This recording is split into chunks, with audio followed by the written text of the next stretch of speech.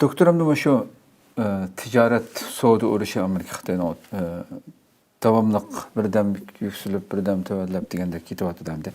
Trump'ninki Xi Jinping bilan Koreyada ko'rishgandagi ikki yil taraf bir-birisining narsidan tushaygan bo'ldi demdi. Bu siz kimda Xitoy Amerika mallariga qo'ygan tamojibachini bir yil to'xtatgan bo'ldi degandek.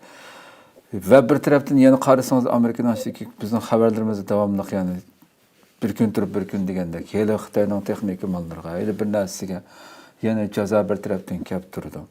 Bu şunda igiz paschilik hamda. Sizce bu ikkisininki urushi shu shaklda faqatlan bir zaman, vaqt qazanish uchun Amerikaning Xitoyga qilayotgan narsalari bu hamda. Xitoyni texnik tiz cho'ktirish uchun aldığımız texnik yilga faqatla bir vaqt qazanish uchun qilayotgan ishdek tuyuldi insonga. Trumpning ijro qilayotgan umuman Amerikaning siyosati. Ve siz yukarıda azraq tilg'ilib o'tib ketdingiz. Şu Trump bütün yadro qurollarini sinashga ham buyruq tushaganligini ham dedi. Hatta Trump bilan ko'rishi, Xi Jinping bilan ko'rishdan bir qancha minut burun e'lon qilgan narsada shu Xitoyninki bu sinoqlarni qilayotganligini tilg'ab turib, men buyruq tushadim, yo'l buyruq tushadim. Çünkü Xitoy Rossiya bularni qilyotdi, bu degandek gaplarni qildi. Shuni umumiy shaklda bir analiz qilib baqsaq. Hazır şu soğuk uğraştın keyin devletler arasındaki bu düşmanlıklar burunqidek emas. Düşman degen hukumlama burunqi tushuncha bilan izoh qilishmi qiyin bo'lyotdi. Xo'sh. Çünkü burun düşman desek arasındaki münasebet bo'lmaydi. Münasebet bo'lsa üzüp tashlaydi. Hazır misalga Amerika Xitoy arasında mujday jirikliklar bor, raqib bor.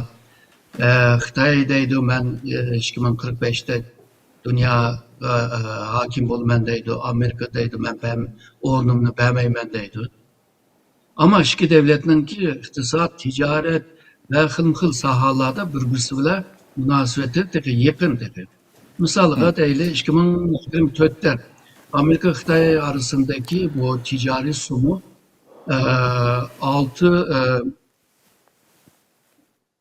600 milyar 680 milyar o değil mi? 680 milyar dolarlık. Ama bu ikisi uruşuvatıda, sokuşuvatıda değil. Bu ticaretin sonu neyim degen yüksek yani. Hazır Xitoy kılıvatkan ticaretten yalğızla özge payda boğan miktar 1 trilyon dolardan eşipti.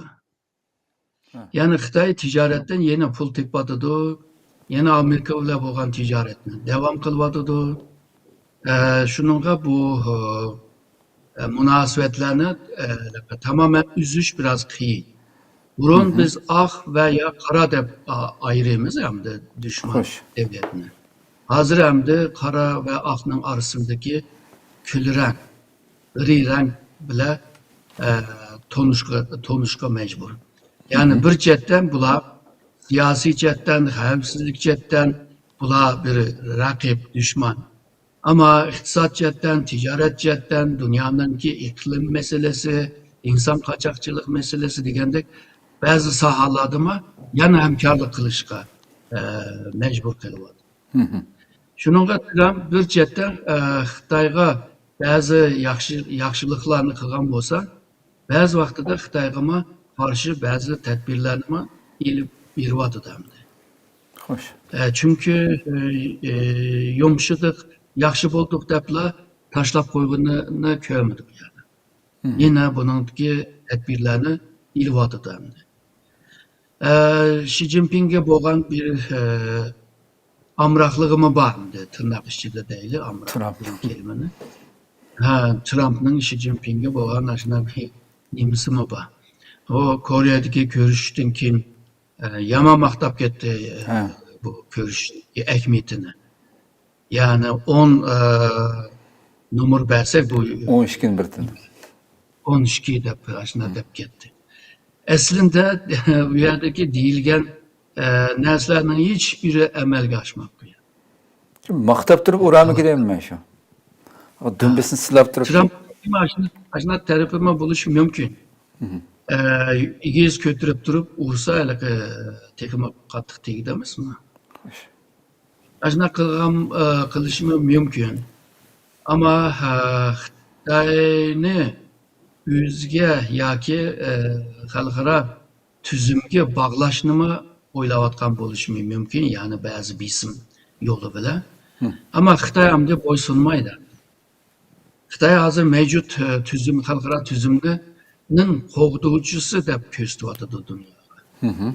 Tinchlikni qo'g'daydigan bir davlat deb ko'rsatyapti. Trampni shu tuzumni bozgan, bozgunchi, dalxo deb ko'rsatyapti Xitoyni. Yani bularning arasındaki münasebetini ya ah ya kök deb ayırış biraz qiyin bo'ldi. Bu qiyinchilik texmi tadqiqotchilarni qiyin holiga ekib qo'ydi. Chunki bilish biroz qiyin bo'ldi. Tunugin degan gapni asos bilib bir xulosa chiqarsa, ama bugün onundikin o gapning ta'tiridagi bir vaziyat bo'lib qoladi. Shuningla sammo o'zgartirishga majbur qolsa, bu yolg'izlar bu Turkiyada emas, Amerikada bo'lsin, Germaniyada bo'lsin, hatto Xitoyda bo'lsin. Bilemeyivadı. Yani bugün mandak analiz kılımız. Erdi onun gibi karab andak analiz kılımız. Ama Trump mı muşundan hoşal bulduğun okşaydı. Bu güylerin hemsinin kalısı kıyıp gitti depçi. Kallanlar kıyıp gelse ben tekim aslan çıkılalayım. O öyle ticaret soğudu faaliyetlerde koluğa düşüyen bir kazanılan bir tecrübe değil mi? Muşni işiltip oynavadıdı deb o'ylayman. Shuningga bu oldimizdagi taraqqiyotga qarab har bosqichda bir analiz qilishga majbur qilyapmiz hamda. Shu. To'g'ri deysiz yani.